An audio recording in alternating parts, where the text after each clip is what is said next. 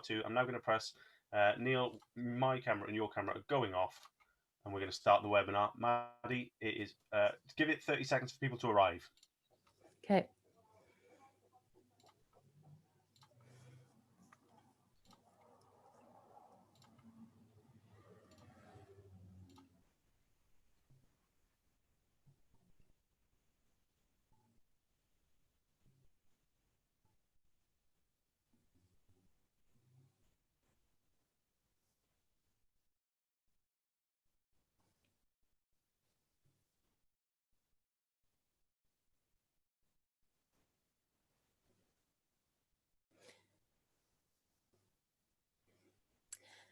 Hello, everyone. I hope that you've arrived and you can hear me.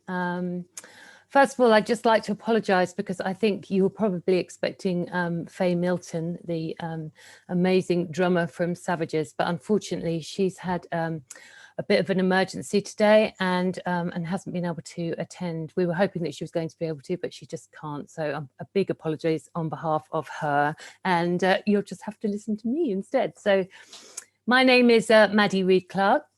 And I'm a founder member of Music Declares Emergency. I've worked in the music industry for many years, and I'm currently co-owner of Famous Times Recording Studios here in my home in Hackney, which I run with my husband, Sean Reid, who's a musician and a producer. So how did we come to climate activism? Well, Sean and I have 2 kids, and being a parent in these times is obviously a distressing business. I was a child myself when I first heard about the threat of global warming and climate change, but back then it seemed almost an abstract idea, something that might or might not happen in the distant future. And I hold my hands up. I did know what was happening over these last years, and we all did, and none of us did enough to change things. Governments haven't done enough to change things. And we've been the generation who've wrecked the planet for our children's generation. So I'm 53 now, and my mother was talking about climate change when I was in my teens. So to give it some context, Kylie Minogue's cover of The Locomotion came out in 1987 when I was 21. And more than half of all carbon and greenhouse emissions have been released since that record came out just over 30 years ago. So think about it. More than half of all the carbon and greenhouse emissions that have ever been released have been released in the last 30 years. So we can measure the changes we are causing to the composition of our atmosphere on a cultural timescale. So what does 2 degrees or 1.5 degrees really mean? Well, they make quite a difference. They may sound like abstract numbers and they don't really seem like much to you or me, but they hide a stark reality. The last time global temperatures were 1.5 or 2 degrees warmer was long before human civilization in its current shape existed. The last time it was warmer than that was before humans even existed. Everything we have built, our whole civilization, from the time we first started establishing agricultural societies to our incredibly complicated globalized network society of today, has been built on this foundation of a stable climate. Right now we're at 1 degree and we're starting to see what that does in our headlines. The world is witnessing terrible wildfires. This year, some of the Arctic fires were burning so far north that they were spotted bordering sea ice cover. The global south are facing drought. Even in the UK, there's been terrible flooding, and America, of course, is constantly being hit by devastating hurricanes and the awful wildfires we're currently seeing in California. And all of this has very real consequences to people all over the world: death, displacement, food shortages, famine, conflict. And as the globe continues to heat, sometime in the very near future, it's highly probable that the Arctic will no longer have sea ice, meaning zero ice for the first time in aeons. So this is known as a blue ocean event. Ice, of course, reflects heat back into the atmosphere, but dark water absorbs heat, which will create feedback loops that will reach far beyond the Arctic and will speed up the rate at which the Earth is warming. If we think we are being badly affected now by the COVID-19 pandemic, which is itself a result of the way in which we invade the natural world and is probably just the beginning of more to come, it's nothing compared to the effect that climate change is going to have on us all. So how does the music industry respond to the climate emergency? Well, personally, at the end of last year, I joined Extinction Rebellion, and I used my contacts in the music industry with artists and musicians to program the stage at Marble Arch during the April Rebellion. I had to do something, to help to spread the word, to raise public awareness, create headlines, bringing the climate and ecological emergency into the forefront of the debate, and the public imagination helped me to deal with a terrible fear and grief that I was experiencing. So out of the XR experience, we and several other members of the music industry got together, and we decided that the industry needed a focus of its own for climate action. So just over a year ago, I and others from the industry got together and we started Music Declares Emergency. And this was to give the music industry a platform to respond to the climate emergency. And we now have over 3,000 declarers from across the industry, including major and leading independent record companies, festivals, industry bodies, and some significant recording artists. And we'll soon be seeing chapters appearing in the US and Germany and other countries across Europe. So as we know, the music industry is a very high carbon emitting industry, but it's also been influential in trailblazing climate action. Sheryl Crow estimates that she's removed more than 1 million pounds of CO2 through recent efforts to make her music sustainable. And she's also very brave about spreading the word and calling for change. Coldplay, of course, have notoriously stopped touring altogether and are lending their voice to climate lawyers, Climate Earth. Massive Attack were touring by train and are working with researchers from Manchester University's Tyndall Centre for Climate Change Research to analyse data from their touring and recording schedule, looking at key areas where CO2 emissions are generated, which is band travel and production, audience transport and venues. And then artists like Billie Eilish has, she creates fan activation eco-villages to spread the message to all her fans, and she works alongside companies like Reverb in the US to help reduce her carbon emissions while she's touring. And that's just to name a few. I mean, there's loads of other great artists doing really amazing work. And of course, there's lots of great festivals and labels. So there is really pioneering work going ahead in the music industry at the moment, but we can always do more. So there are many practical things that the industry can do to reduce its carbon emissions and become more sustainable. We've actually got a really great actions site, actions area on our website, which I'm going to try and share with you now. But I'll just read a few of them for you. So if you're an artist, recognize your power and use your position of influence to urgently communicate the emergency. Speak to your fans about the climate and ecological emergency wherever possible. And you can call on them to join you for more urgent and ambitious action from governments. And you can work with environmental campaigns, create and join events, awareness raising events for the climate emergency, and support and encourage your fans to support peaceful protest.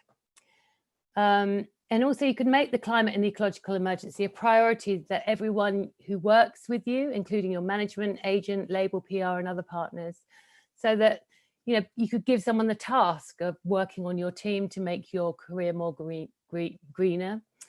And you can use a green rider when we get back to live music. So ask festivals and venues and others to take action. And then think about backstage, front of house and technical asks, from making sure you have somewhere to refill water bottles backstage to requesting that water refills be made available to your fans, or no plastic bottle water sold, or nudging the venue to switch to renewable electricity. So you can download a template for a green rider on our website if you're interested in doing that. And you can work on greening your merchandise. So that might be the packaging for your CDs. We are currently doing a campaign to reduce single-use plastics in the music industry. So getting rid of the plastic CD packaging and replacing it with sustainably produced card. And you can release your vinyl on 140 grams instead of 180 gram plastic, which has a massive, really reduces the carbon footprint when you're manufacturing, and also is much lighter when you're shipping. And route your tours effectively, make sure that you're not jumping around from country to country, do it in an effective way so that you reduce your carbon impact when you're traveling. And tour by train, we are currently campaigning for a musician's rail card. And it's looking very likely that we're going to, well, we're very hopeful that we're going to make this a reality, which would act in the same way that the family and friends rail card works, or the children's rail card, and it reduces the cost of rail travel. And with that, we're hoping to work alongside venues to encourage them to have more backline in their available to artists, so that the artists don't have to carry so much equipment around with them. And this again would make it much easier for them to travel by train. So we've got a deck here, which I can show you briefly. I can screen share. Oh, I'm not sure if I'm allowed to screen share. Okay, that's not going to work. Sorry. So another important area for that we're working on is public awareness raising. We're currently working on a public-facing campaign called No Music on a Dead Planet. You may have seen Foals held up one of our banners at the Mercury Awards last year, and Jarvis Cocker held one up at the Q Awards. And then Billie Eilish did this spectacular moment at the American Music Awards, where she wore a No Music on a Dead Planet t-shirt, which went global around the world, images of that. So, and we've got lots of other really exciting awareness raising projects that we're currently working on with our declarers. And these will be rolled out over the next year. We'll be aiming to put climate back on the agenda as we head towards the UN climate talks that will take place in Glasgow in 2021. And we've also created a whole load of great assets and images for artists, or for you or anyone else to download and share on socials, or to project at gigs when they come back, or to make banners with. And you can find them on our website at www.musicdeclares.net in the press section under the resources button.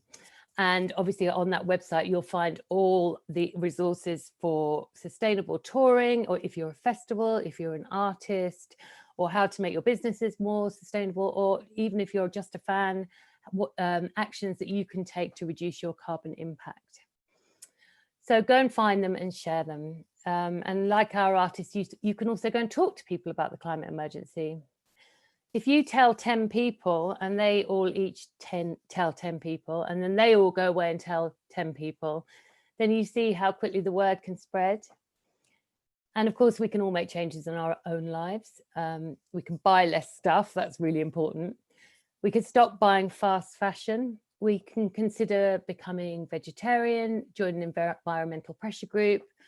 You can come and join Music Declares Emergency and sign our declaration on the website and get involved if you want to. And you can measure your carbon. There's lots of really great carbon measuring apps out there, and you can offset your travel. You can change to renewable energy. You can do financial divestment. That's another really great thing. You can look at, there's a great website called Switch It. And on that, you can find out what your bank and what your energy suppliers are investing in, and what kind of dirty business they're up to. And if you don't like what you see, then they'll help you to change that. So you can change your bank to something a bit greener, like the Co-op Bank or one of those more sustainable banks. And you can change to 100% renewable energy, which is a really important thing that we should all be doing. So most importantly, I think what I'd like to say is that now is the time to act. There's no more time to procrastinate. Our house is already on fire. So if you would like to get involved, get in touch with us. I think that the power music has is its ability to tell human stories. stories of love and life and loss and joy and hope. And that sense of a human story is one we really need to hold on to more than ever now as we face the effects of climate change. We need to find a new narrative, a new human story that will affect the changes the planet needs to see so urgently in order for humanity and biodiversity to survive. So thanks for listening. I'd just like to say, please don't despair. I know this has been a bit of a grim talk, but I think getting active really helps you to deal with that feeling of eco-anxiety that a lot of us are experiencing. And it's really important to get active. There's a new bill that we're trying to get that through Parliament. It's called the Climate and Emergency Bill, and you can write to your MPs and tell them that to support the bill. Currently, most of the parties are supporting the bill, but of course the Tory party are not. But it's really important that this bill gets passed, because it's going to be governments that will make the changes that need to happen. We can all make individual changes, but without the support of governments and the infrastructures of our society, we can't make those profound changes that need to happen. So yeah, get active, and I will put some stuff into the chat for you to have a look at. And also I'm hoping somebody might come back on and help me be able to screen share with you. Thanks very much for listening. Hello, Maddie, it's Steve from Out of Focus. Yes, you should have screen sharing enabled if you want to just quickly check that back. Oh yeah, okay. So I think I've got so many windows open. There we go. So I'm just going to quickly show you our website. Sorry. One moment. As you can see, I'm not particularly technically deft at these things. I prefer a live audience. Okay. If it continues to be bothersome, I can share for you if you'd like. No, I'm getting there now. I just wanted to close down some of the things that I had on my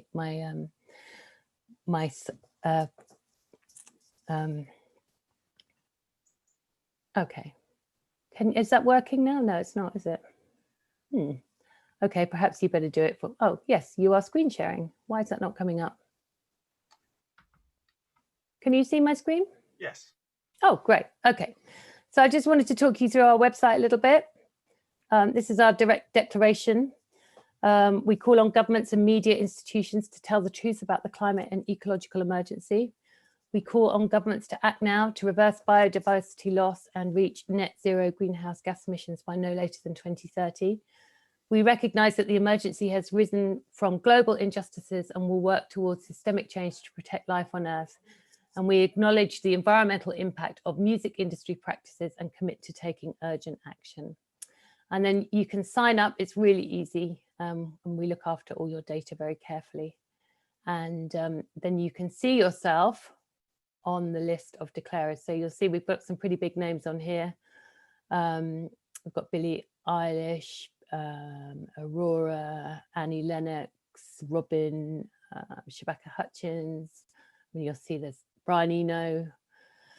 That's just a name, but a few there. So, and then if you scroll down, there's loads more there as well.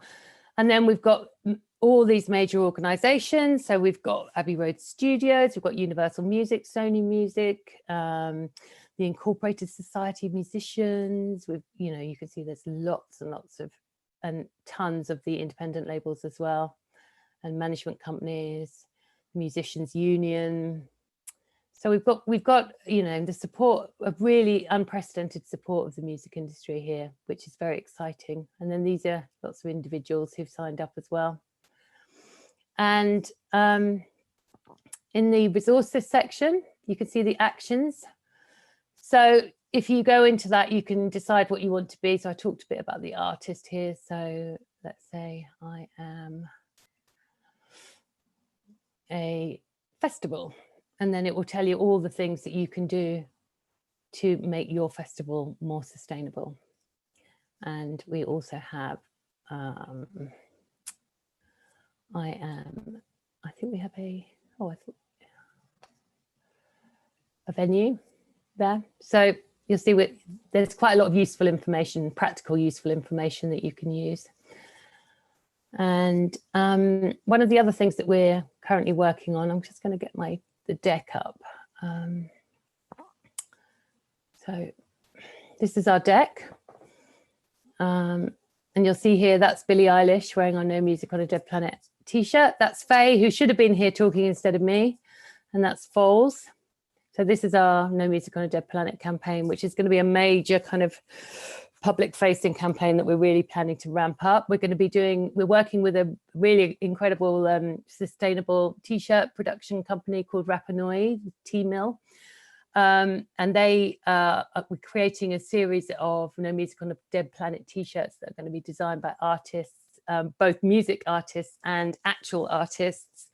And they will only be produced to order. So if you want one, you'll be able to go on to our shop on the Rapa Nui site and choose the one you want, and then that will just be produced. And it's all made sustainably from organic cotton, and you can recycle it with them when you're bored with it, or you've had enough with it, or it's got holes in it. So some of the other important work that we're doing is we're working with the EU Commission on supporting the EU Green Deal. We had a meeting with Vice President Timmermans at the beginning of the year, just before lockdown, actually. And he is responsible for driving the EU Green Deal ahead. The EU are planning to be the first continent to declare a climate emergency and to reduce their greenhouse gas emissions by 2050. And I think they have even more ambitious targets than that, actually. And they are hoping that we are going to work with them together with our artists to help promote the Green Deal and to set the example to other countries and continents that this is, now is the time to act. We can't procrastinate any longer. Governments need to get involved, and we need to be doing some serious, proper, make some serious changes in policy that will really help to reduce the climate crisis. No Excuse for Single Use is a campaign we started before lockdown. Obviously, venues and things aren't really up and running, sadly, yet, and festivals. But, I think that a lot of venues and festivals are using this time to think about these things. And there's some great companies out there who are supporting them with supplying recyclable cups or reusable cups that can be washed. So we're supporting that campaign. Run from the Jewel, I spoke about a little bit earlier. This is about getting rid of CD jewel cases and replacing them with more sustainable card. And actually, this is a little bit out of date. This is the Switch It campaign. They've rebranded themselves to Switch It. This is the divesting your money and your power supplier, which is a really powerful thing that everyone can do. I mean, just to go and change your power supplier to 100% renewable is, a very powerful thing. And if we all do that, then those dirty old, fossil fuel companies are really going to have to start rethinking. That's the Musicians Rail Card I was telling you about earlier. Oh, well, yes, and the other thing that we do is that we have a monthly radio show on Soho Radio, which is an online radio station based in Soho, which is hosted by Faye Milton, who should have been here today, and Sam Lee, and produced by myself. And we are on every 4 weeks, and we have lots of interesting guests from the world of music and culture and climate action. And yeah, and we kind of combine the two worlds, really, the rock and roll and the and climate action to create really fun, lively shows with lots of good music. So yeah, that's that. I will stop sharing now. I'd be happy to take questions. I can't claim to be a climate expert, so I will try and answer them if I can. So I think there's some in the chat. I'll feed them to you if you like, Maddie. So in the section that you said that you were working with the EU for them to obviously lead the way on this. What do you think that's going to mean come January 2021? How does our involvement in that feature? I mean, Yeah. obviously, it's a difficult question. We wish we knew. I mean, we are really busy creating groups in across the EU. So we have a German group that have already they're about to declare in October. We have a Spanish group, and we have the starts of a French group. And on the 1st of October, we are hosting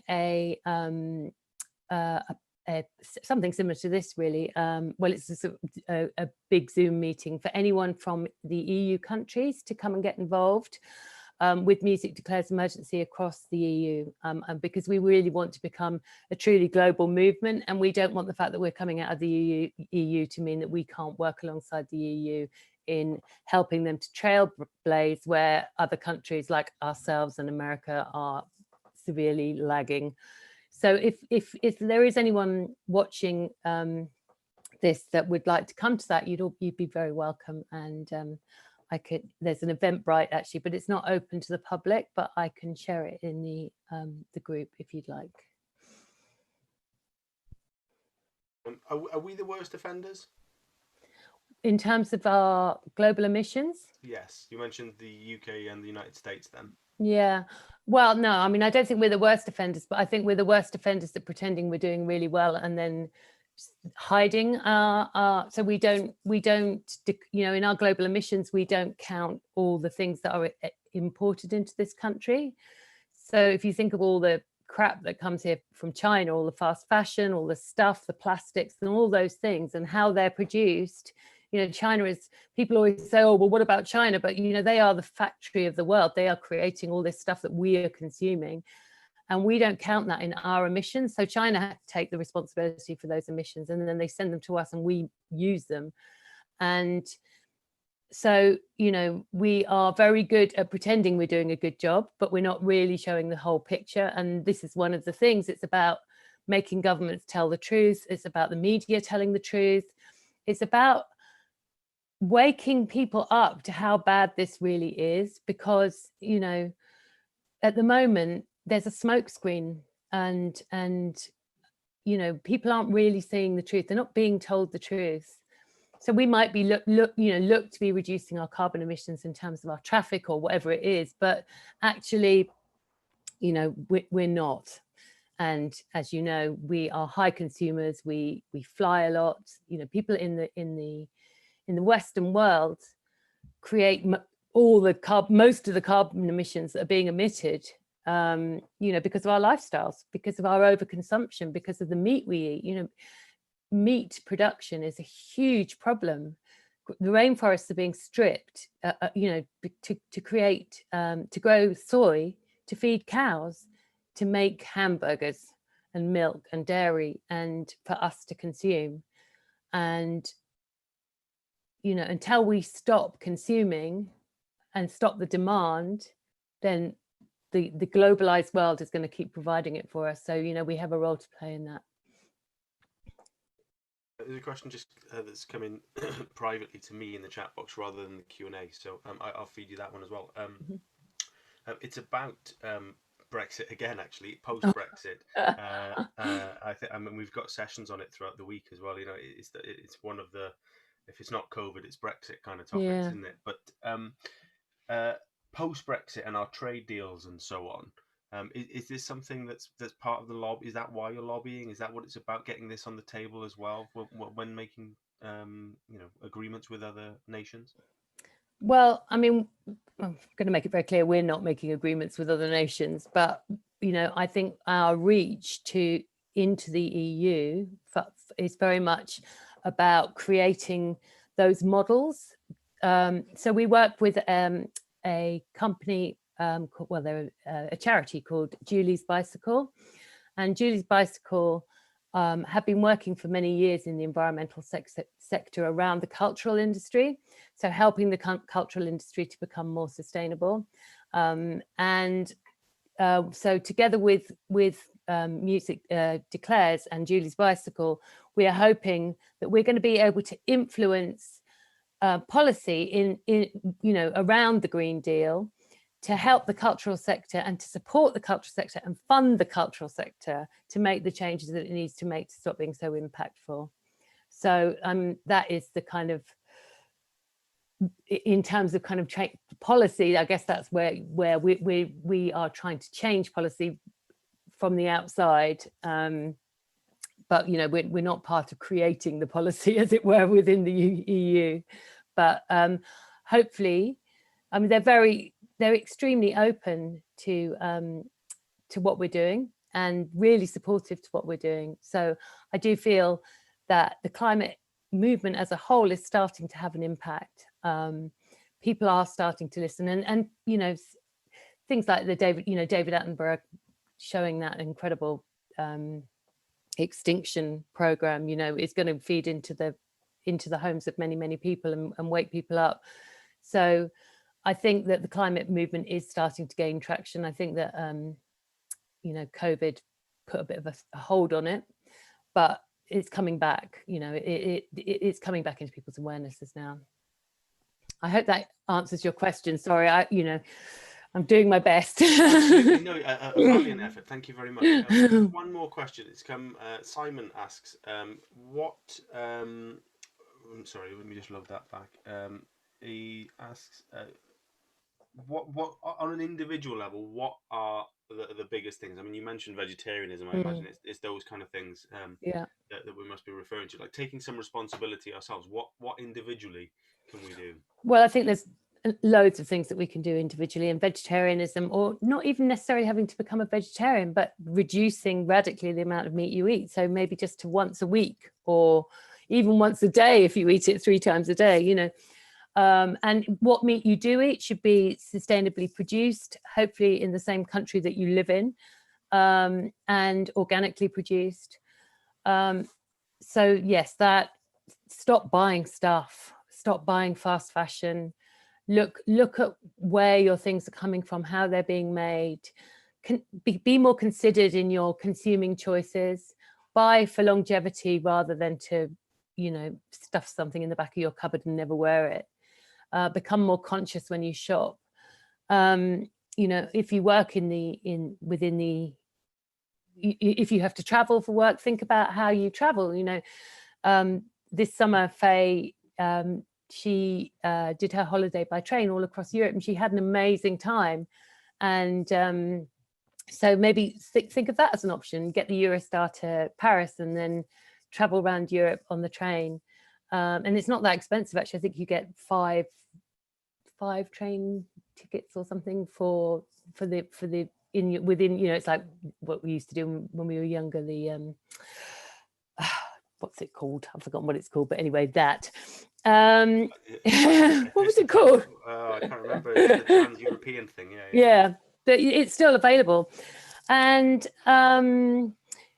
yes, so shop consciously, and if you do have to fly, look at ways in which you can maybe offset your flights, but don't go on hen nights to Ibiza or wherever it is. Think consciously about your traveling, and if you do have to fly, then use a good offset method. So there's a great company called Equilibrium, and they help you to measure your travel, and that could be anything, even if it's traveling to work or to see your mum and dad up north or something. And you can literally put your travel into their carbon calculator, and it will tell you how much carbon you've emitted, and it will give you options for tree planting or investing in renewable energy. So they're really, really great. And I just think, get active. We can't be complacent about this anymore if we want to see a future for our children. This is real. This is very real, and there's no time for us to keep pretending it's not happening. We all have to get out there and get active. Sign the write to your MP about the Climate and Ecological Emergency Act, and I'm going to try and put that in the chat for you so you can look at it. Sorry, I should have prepared this earlier. As you'll have guessed, I was landed with this job with very short notice. So I really apologise if I'm being a bit faffy, but I'm doing my best. You've done exceptionally essentially off the top of your head. So thank you. Just listening to that last bit about Hindus in Ibiza and various other things. Is there perhaps a strange positive in an environmental way from the restrictions that we've all faced over the past couple of months? Not that I'm advocating that we never go anywhere else ever again, but is there any way to measure the impact of the positive impact of the last few months? Yeah, absolutely. I mean, I think one of the most positive impacts has been that it's brought people back into nature and into themselves and off the kind of mad treadmill of life. And I think that's cool. People have become more considered, and they're thinking more about what their priorities are and what's important in life. And they're realizing that actually nature and having quality of life and being able to breathe clean air and all those things, and the silence, the amazing, beautiful silence that we experienced in London, which was unprecedented. And all these countries like Venice, and with high tourist cities like Venice and Rome and places like that, suddenly having their cities back, and the nature coming back into the rivers and things like that. I think that's really woken people up and made them reconsider what their priorities are. And I think that has created a renewed interest in making changes about in getting involved with the climate emergency, I hope, and bringing it back into the focus. I know it's been an absolutely awful time for a lot of people, and lots of people have lost their jobs, and it's been devastating. But on some levels, I think it's been like a wake-up call. It's like almost like a dress rehearsal for the future. And scientists are saying that there will be an increase in these viruses, and because we travel so crazily around the planet all the time, they move very fast, much faster than they would have done in the past. So reducing travel and all those things are going to have to become essential, not to mention the fact that it's actually going to become quite dangerous to fly in the future if we continue to see global temperatures rising, because planes will stop functioning properly and there'll be increased turbulence and things like that. So suddenly air travel is not going to be quite so appealing. I'm just going in the chat, I'm putting the CEE bill information for you to all have a look at. Please have a look at that, and if you do nothing else, sign that or write to your MP. That would be really great. And I'm going to on that note, Maddie, I think the perfect call to action there at the end for us all to go on and get signing that. So thank you so much for stepping in. Thank you very, very much for sharing all of that information and answering our questions. So it's really, really lovely to hear all of your thoughts on the matter. Thank you very much indeed, Maddie. Really appreciate it. Thank you very much for having me. Fabulous. And that's it. Okay, thank you all to our lovely attendees. Thank you, Maddie, as I've said. And the stream will now cease, and you can watch again back on the Out of Focus pages or on Focus World's YouTube channel. Thanks again, Maddie. Thank you. Bye. Bye-bye.